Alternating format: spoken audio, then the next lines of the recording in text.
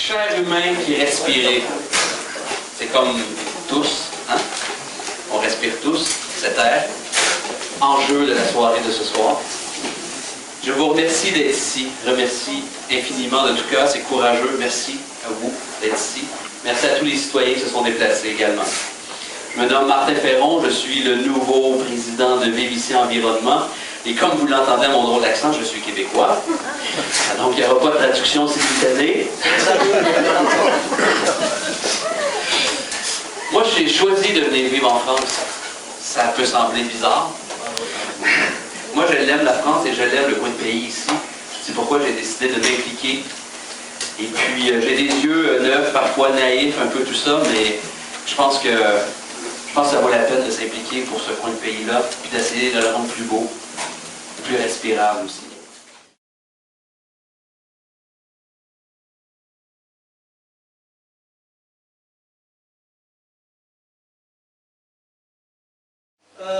Le tirage au sort a désigné Khaled Sorsan, si j'ai bien compris, pour prendre la parole en premier.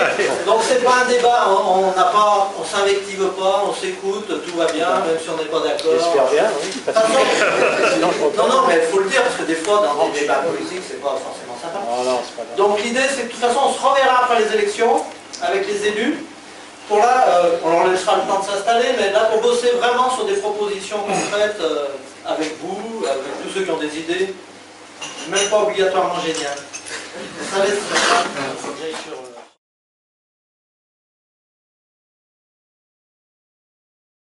Sur la commune de Célès, c'est vrai qu'on a mis depuis pas mal d'années en place un service environnement et un service dernièrement risque majeur, enfin pour la question des risques qui se trouvent sur notre commune. Donc c'est pas d'aujourd'hui qu'on a pris en compte cette problématique. Alors c'est vrai qu'on est montré un peu souvent un petit peu comme des vilains petits canards, parce que sur notre commune est implanté bien sûr beaucoup d'industries à risque et d'industries polluantes. Et ce qui avait fait défaut dans les années, je ne me rappelle plus, 80-90, c'était effectivement l'implantation de crédits. Mais pour en revenir au sujet, j'aime bien commencer par une phrase d'un homme célèbre qui s'appelle Victor Hugo, qui avait dit « C'est une triste chose que la nature nous parle et que le genre humain ne l'écoute pas ».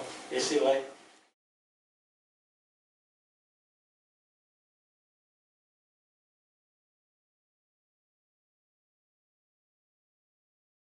On vide effectivement les agglomérations, c'est-à-dire tout ce qui est service de proximité disparaissent, que ce soit à péage, que ce soit à Roussillon, que ce soit dans les communes effectivement qui constituent l'agglomération. Donc nécessité à un moment donné de restructurer cette agglomération de façon à ce que les gens effectivement puissent trouver des choses de proximité. Deuxième élément, c'est le transport. Ça nous paraît essentiel. Le transport, c'est quoi? C'est les transports collectifs. Donc nécessité de repenser les transports collectifs au sein de la CCPR pour les urbaniser. Qu'est-ce que ça veut dire les urbaniser? Ça veut dire les multiplier et puis permettre effectivement que les temps de trajet soient raccourcis. Deuxième élément qu'on avait proposé aussi à la communauté de communes, c'était la gratuité des transports. Pourquoi? Parce que ça nous paraît essentiel que les transports collectifs puissent être gratuits. Donc un autre élément que nous défendrons, que nous avons défendu, qu'on continuera à défendre. Autre élément, c'est de créer des modes de circulation piétonniers. Et puis aussi de créer des pistes cyclables.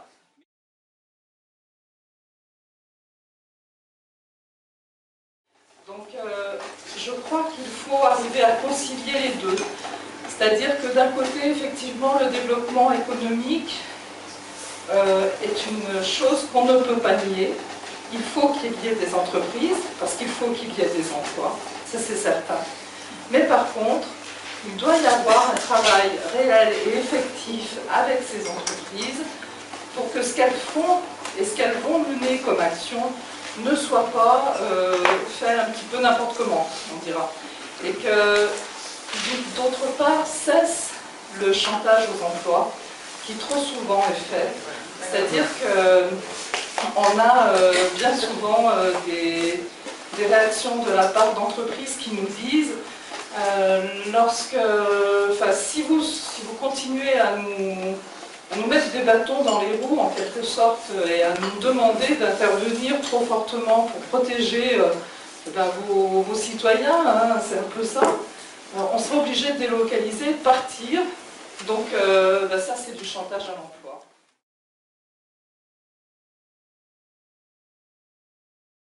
Moi, je dirais que j'ai une idée sur les transports d'eau et je pense que ça serait quelque chose d'intéressant d'arriver effectivement à faire la place au vélo, la place aux piétons. Mais c'est la marche phytosanitaire zéro, on l'a entamée, on a ressorti les vignettes, on a ressorti les outils manuels et les gens vont sur le terrain avec des outils manuels. Voilà, on va continuer cette action-là, il n'y a pas de problème, je pense que c'est un vrai désir. Au péage de Roussillon, on a quand même un gros handicap au niveau pollution, on n'a pas d'industrie, mais on a la nationale 7 qui passe en plein centre de l'agglomération. Mardi soir, il y a une petite traite de 3 heures, il y a le carnaval, donc là il va y avoir des gens maquillés. C'est vrai que malheureusement, on ne le fait pas assez souvent.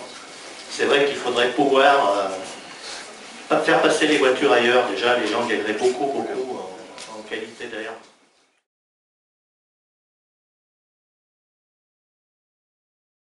Par exemple, ça serait d'installer à la mairie, au fur et à mesure que les véhicules sont obsolètes, eh bien, des véhicules tout simplement électriques. Ça existe dans d'autres communes où les véhicules diesel sont remplacés par des véhicules électriques. C'est quelque chose qu'on souhaite faire. C'est largement possible puisque les véhicules ne font pas beaucoup de kilomètres, beaucoup de circuits internes, donc ça c'est possible.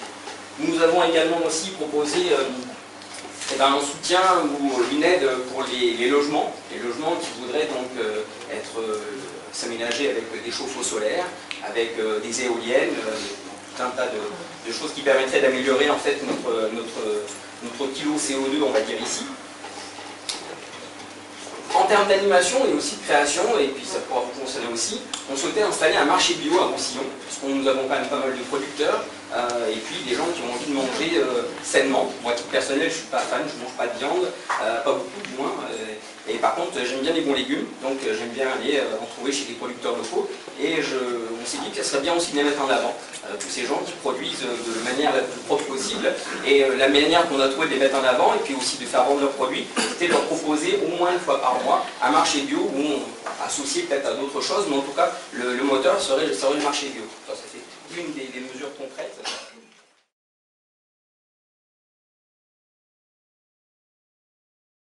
Mettre en place des vélos pour se rendre sur différents points de la commune, d'aller à la mairie, au service technique, au gymnase, à la piscine. C'est quelques dizaines, quelques centaines de mètres. Ça peut se faire facilement avec des vélos. Donc ça, c'est des choses toutes simples. Après, comme je vous ai dit, on peut travailler si on veut travailler sur toutes les pollutions. Il y a aussi des actions qui sont très peu coûteuses pour protéger les ressources, parce que c'est bien beau aussi de lutter contre les pollutions, mais c'est aussi important de protéger les ressources naturelles, les ressources en eau par exemple. Installer des mousseurs sur les robinets dans les écoles, dans les bâtiments communaux, c'est quelque chose qui ne coûte pas cher, et c'est quelque chose qui fait diminuer la consommation d'eau. Donc c'est protéger les ressources, et en même temps c'est aussi faire des économies si on consomme moins d'eau. Voilà, donc ça c'est des démarches tout simples. Après il faudra qu'on voie aussi, notamment au niveau des questions financières, parce qu'on est bien obligé de les prendre en compte si on se place dans une démarche de développement durable, pour des investissements qui certes sont bénéfiques d'un point de vue environnemental, mais qui sont aussi plus coûteux. Donc c'est vrai qu'on ne peut pas aussi non plus annoncer des projets qui sont très coûteux, sachant qu'on a quand même des ressources financières limitées.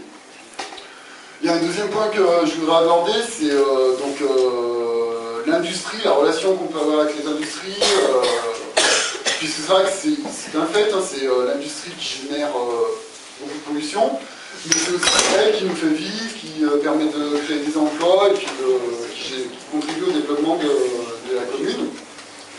Donc je pense que c'est un fait, les industries, on ne peut quand même pas leur reprocher ça, c'est qu'elles ont quand même pris en compte ce critère environnemental. Elles font des efforts, même si elles sont bien conscientes qu'elles polluent, elles ont quand même mis en place des mesures pour limiter cette pollution.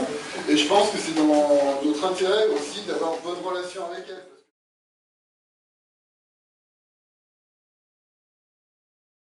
Sur Sablon, ce qui va nous intéresser, ce qu'on a dit, c'était d'essayer de privilégier des déplacements doux. On a des gros problèmes avec la traversée de la nationale 1082, enfin la départementale maintenant.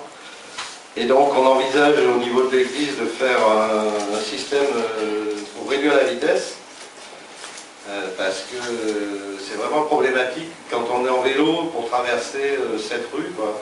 Pour aller de l'espace nouveau Sablon qui est en construction vers l'ancien au bord du Rhône, là, il y a ce national qui traverse et c'est compliqué. On a des bouchons tous les matins, tous les soirs. Pour l'instant, on ne voit pas trop comment faire pour diminuer le nombre de voitures qui passent sur le pont Serrières. Hein. Et c'est un gros problème. On est confronté à d'autres enjeux sur Sablon, à savoir le Rhône, l'ancien Rhône. Jean-Claude est là, il peut en parler, puisqu'il suit le dossier lui aussi, avec Sauvons notre futur, donc l'association de Sablon. Alors on a beaucoup d'eutrophisation, c'est-à-dire que le Rhône est un peu mort quoi, au niveau de Sablon, puisqu'il y a un seuil qui tient la nappe à niveau, mais ça empêche la circulation.